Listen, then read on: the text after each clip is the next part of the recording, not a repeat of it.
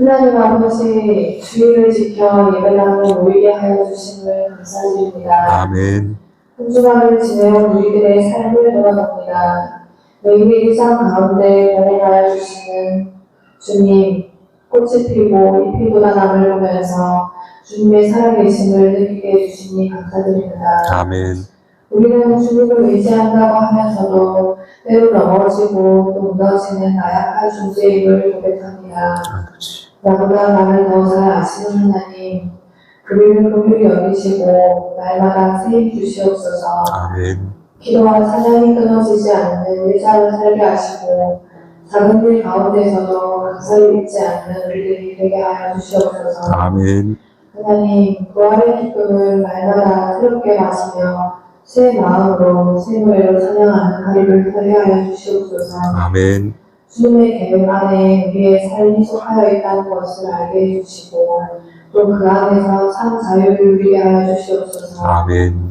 이 마을에 세우신 작은 교회를 통해서 예수 그리스도의 사랑이 흘러가기 원합니다. 작은 것을 소중히 여기고 이웃의 아픔을 함께하는 상과 교회 성도들이 되게 하여 주시옵소서. 아멘. 몸과 마음이 아픈 사람들에게 치료의 하나님으로 그리고 위로의 하나님으로 임하여 주시옵소서. 아멘.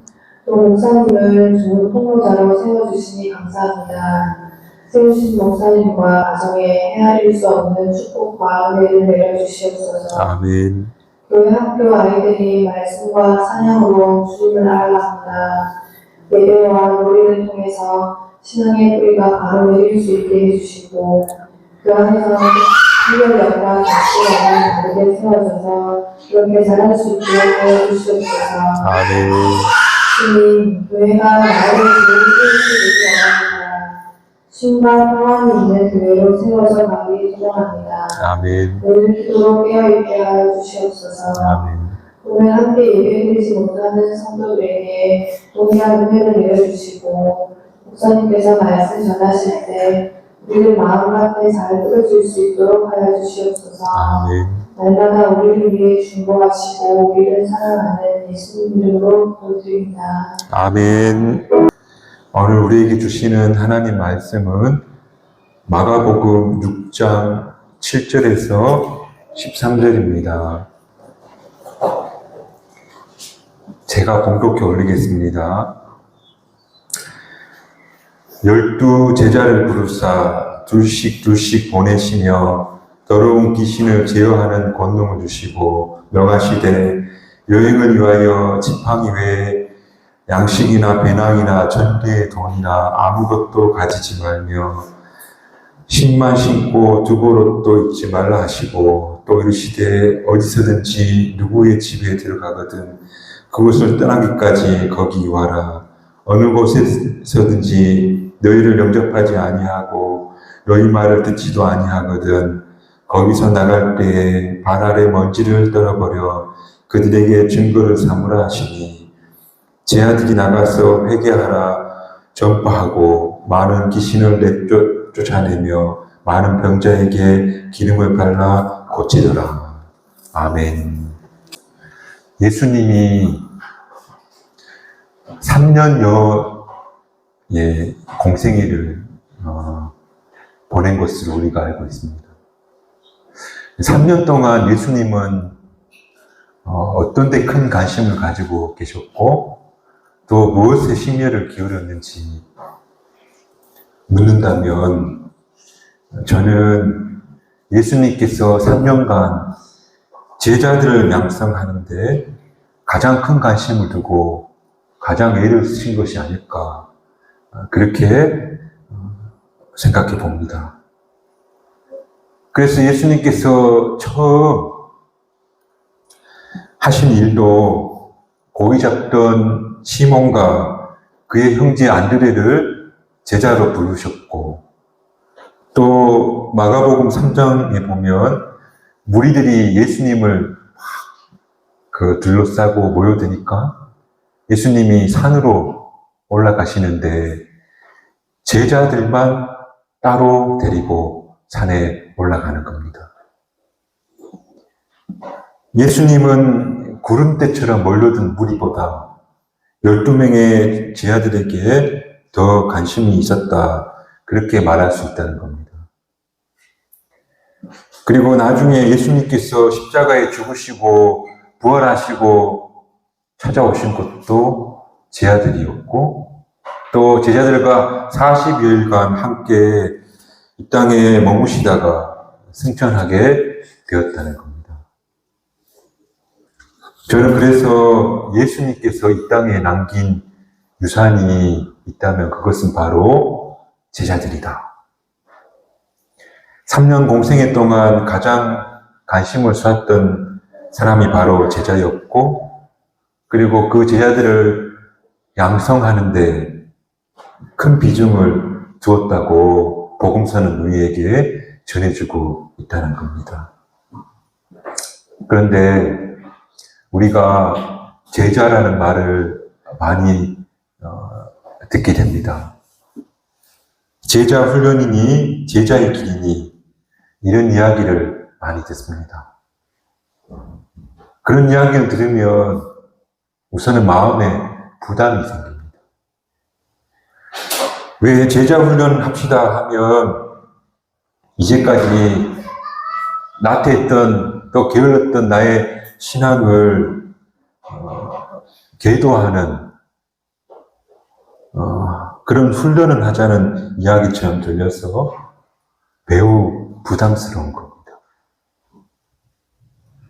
그래서 우리는 제자라는 말을 들으면 거북해하는 그런 경향이 있는 것 같습니다. 그래서 오늘 저는 제자가 무엇인지, 또 제자가 된다는 것이 뭘 의미하는지에 대해서 한번 함께 나누어 보았으면 좋겠습니다. 제자라는 말이 앞서 이야기한 것처럼 예수님이 큰 관심을 가졌고 대단히 중요한 것이라고 말했음에도 불구하고 이 제자라는 표현은 복음서 외에는 나오지가 않습니다. 특별히 서신서에는 아예 찾아볼 수 없는 그런 단어가 됩니다.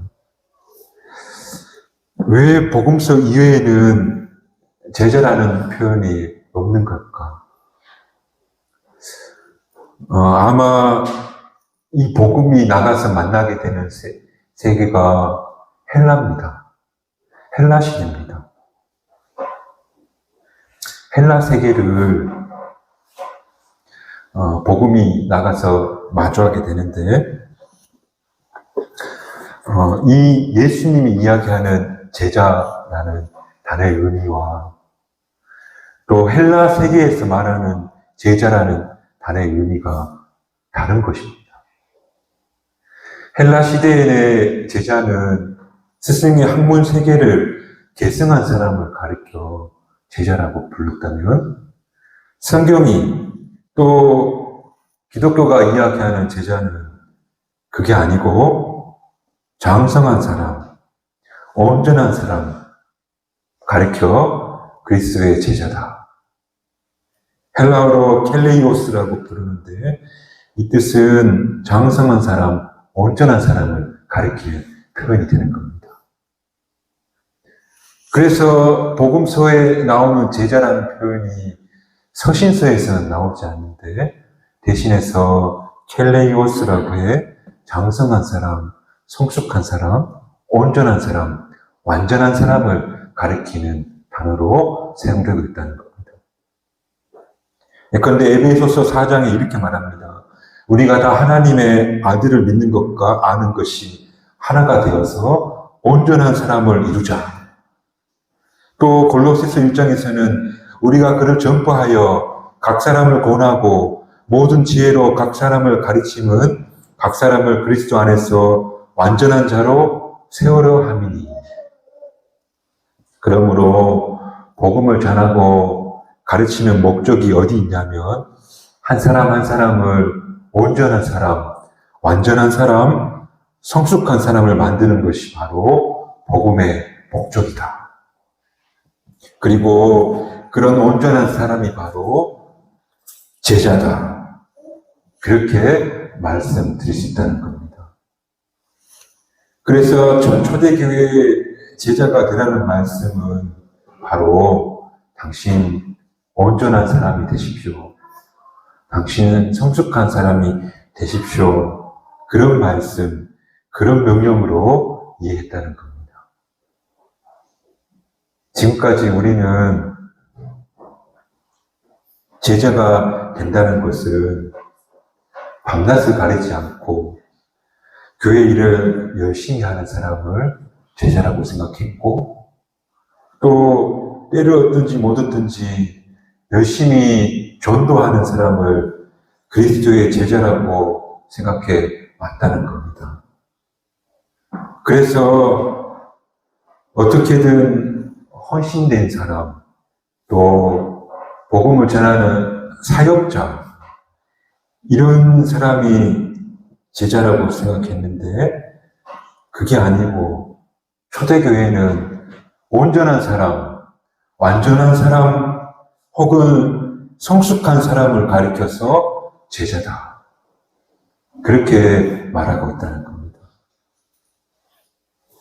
지금까지 나 아닌 어떤 특별한 목회자나 혹은 제자훈련 강사분을 모셔서 신앙훈련을 통해서 뭔가 계도된 사람이 제자다라고 보았다면 그것이 아니고 내가 더 온전하고 성숙한 사람으로 성장되어진 그런 사람을 가리켜서 제자다.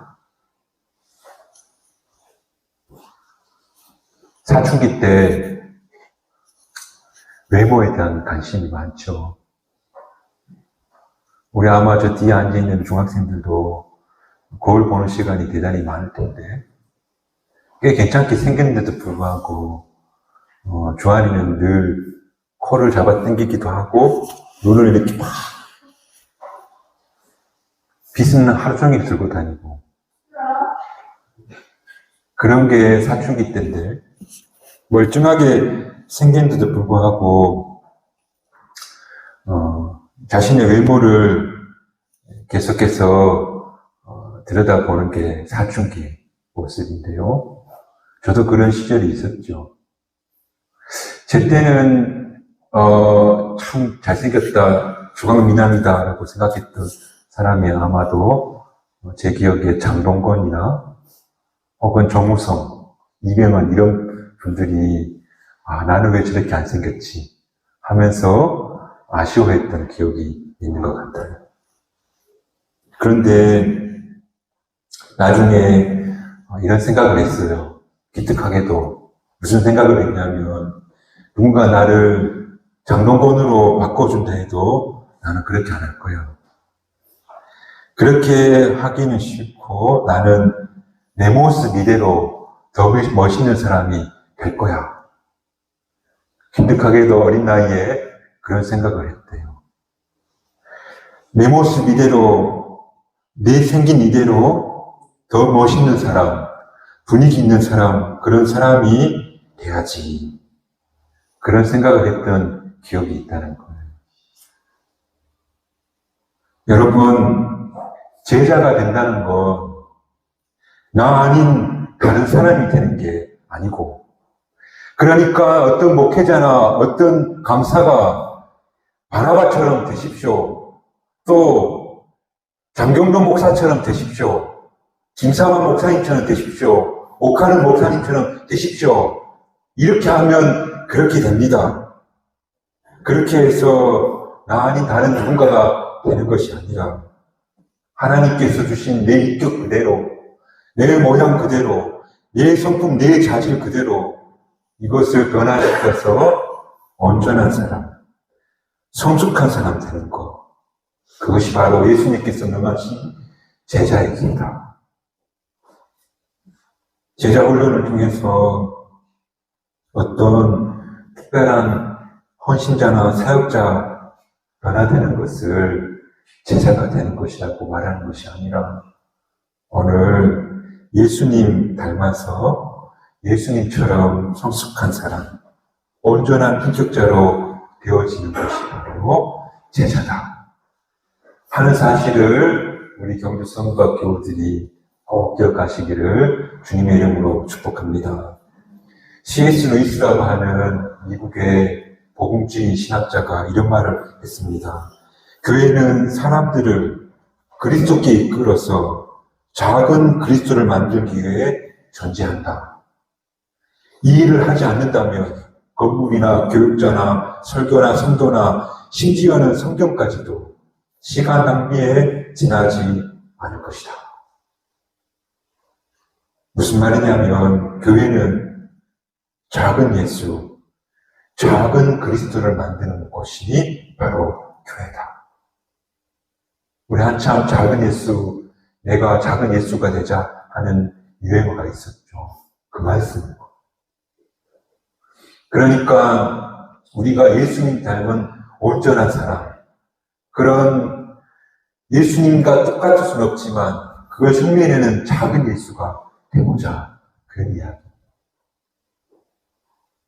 그래서 왜 작은 예수 덕중, 우리 정현 예수, 미정 예수 이러면서 예수라는 표현이 이름이면서 동시에 우리가 닮아가야 되는 대명사, 성숙하고 온전하고 아름다운 사람의 대명사가 바로 예수인데, 바로 그 예수라는 이름이 우리 이름 앞에 붙게 해야지 바로 그것이 교회의 목표요, 교회가 할 일이라고 C.S. 루이스 목사님이 이야기하셨다는 거예요. 오늘 저와 여러분이 예수님 닮은 온전한 사람 되는 거, 그래서 작은 예수가 되는 거, 그것이 목표로 삼는 저와 여러분의 신앙 여정 되시기를 주님의 이름으로 축복합니다.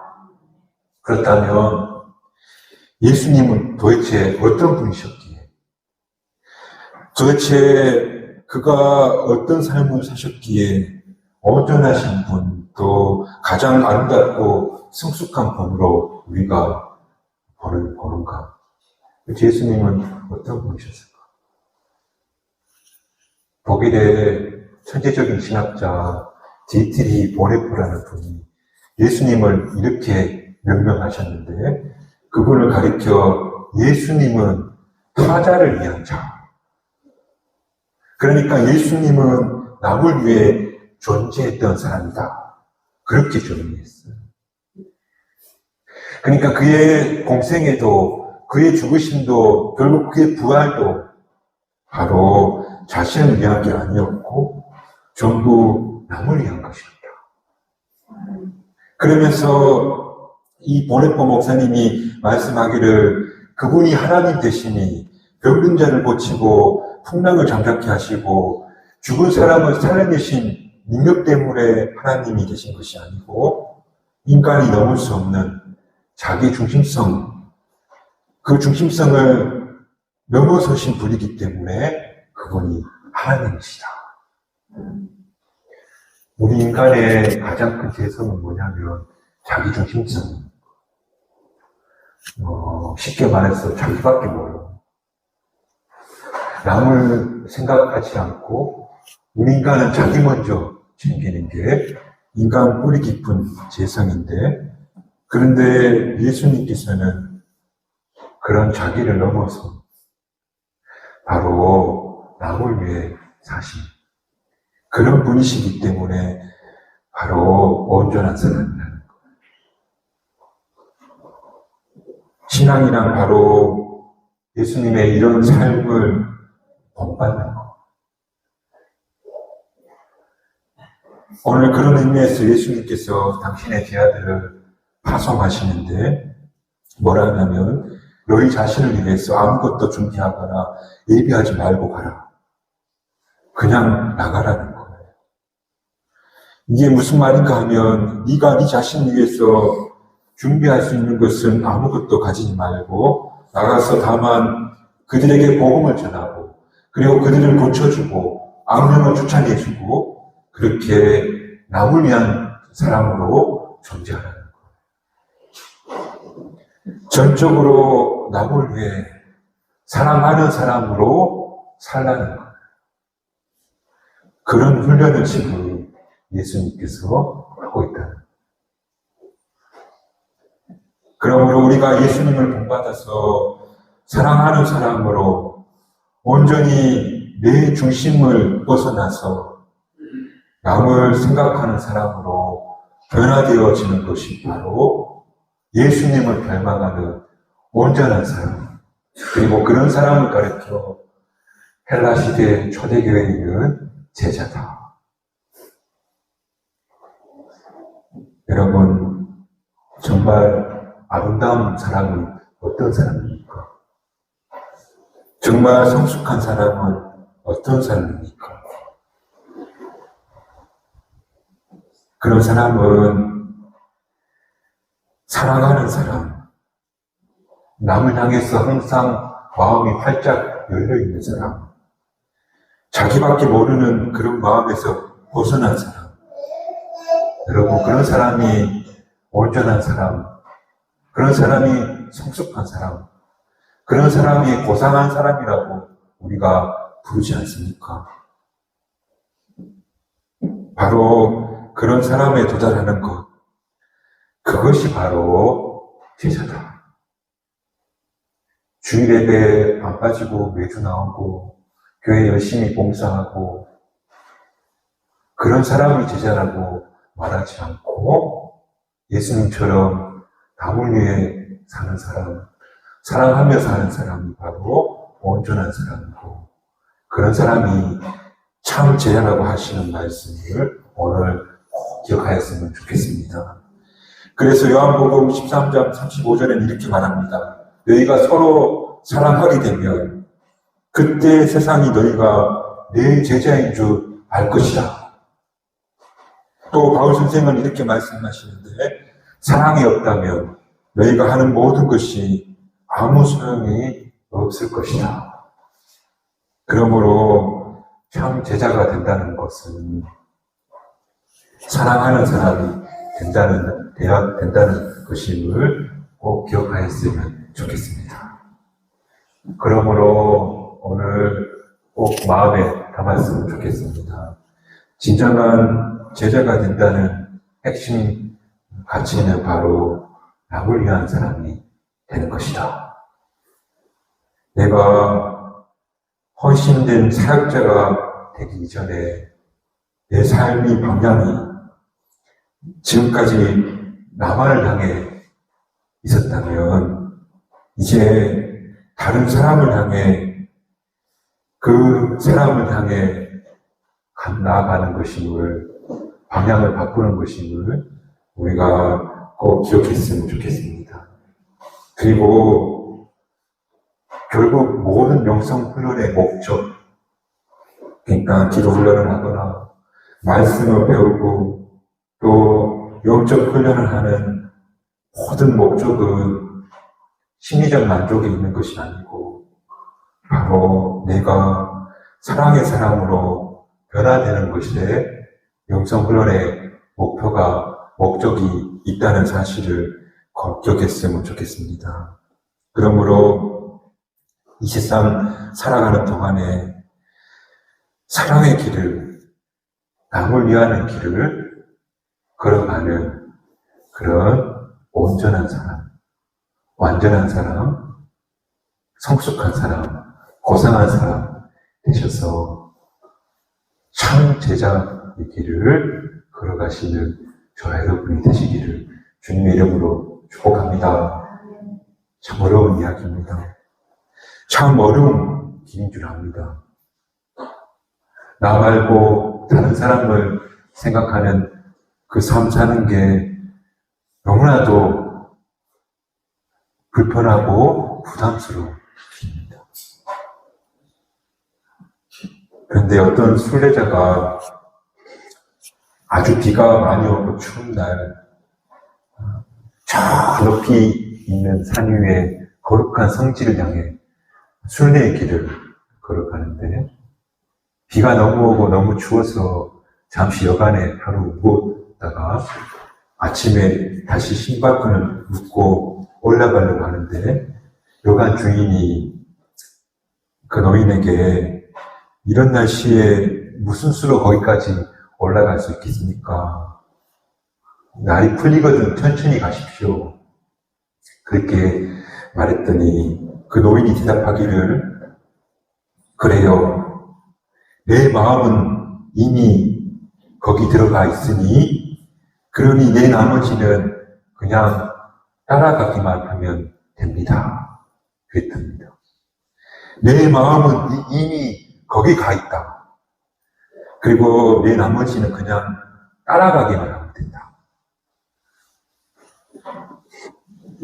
저와 여러분의 마음이 그리스도 예수를 닮아 남을 위해 사는 사람이 돼야지 하는 마음만 오늘 가지면 그러면 그 길이 대단히 길고 힘들지 모르겠지만 언젠가 나머지는 거기에 도달하게 될 것이라는 겁니다. 우리가 언젠가는 예수님처럼 온전하고 아름다운 사람으로 되어지기를 바라는 마음만 오늘 꼭 가졌으면 좋겠습니다. 그리고 언젠가는 우리가 정말 남을 위한 온전한 사람, 성숙한 사람으로 변화되어져 있는 그런 날을 발견하는 날이 꼭 오시기를 주님의 이름으로 축복합니다. 기도하겠습니다.